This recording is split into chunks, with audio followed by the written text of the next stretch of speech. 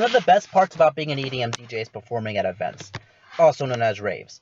This is an amazing experience, but the EDM scene has stopped revolving around the love of music and has started revolving around the use of drugs. There are multiple issues that come with the EDM scene being centered on drug use. One of the biggest problems with this is that the events have a zero tolerance policy for drug use. The most important problem, however, is not just the use of drugs. It is the number of fatalities that occur from excessive drug use within the EDM scene. If the drug use continues, raving will be illegal. There are a lot of DJs, some that I know personally, that use music as their career. However, if raving were outlawed, they would be put out of their career and forced to move on, even though some of the DJs have over 10 years put into their careers. Ravers, people who regularly attend events, are usually aged between 18 to 28 years old. But within the past few years, the number of underage ravers have dramatically increased.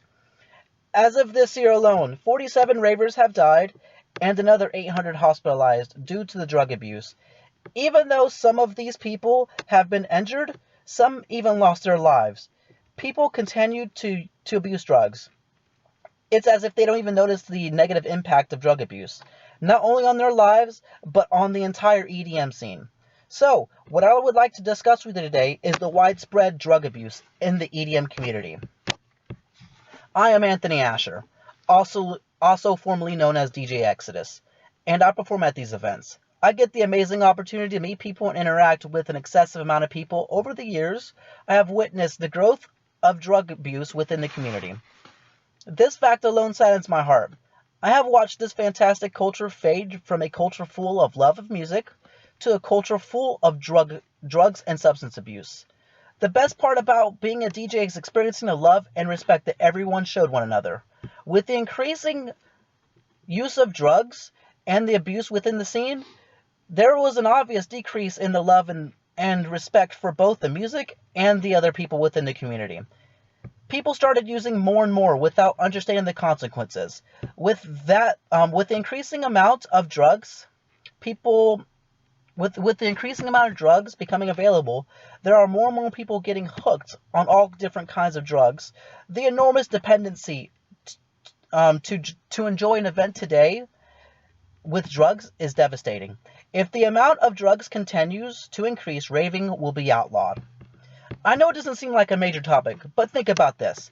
If someone spent over 10 years as a lawyer, all the time, all the money, and all the hard work, all put into one career, and then suddenly they were told they must drop all the hard work and find something different, it becomes a major ordeal.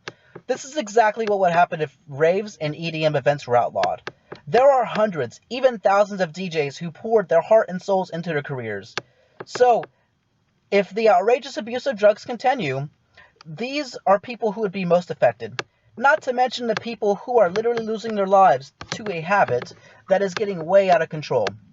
The ravers who depend on drugs give the rest of the community a bad reputation, when in reality there are still some ravers like me that thoroughly enjoy the scene and still carry a passion for music. This leads me to the main question. Why is everyone pondering? Why does it affect me? Why does it affect us? Well, the answer to this question is an easy one.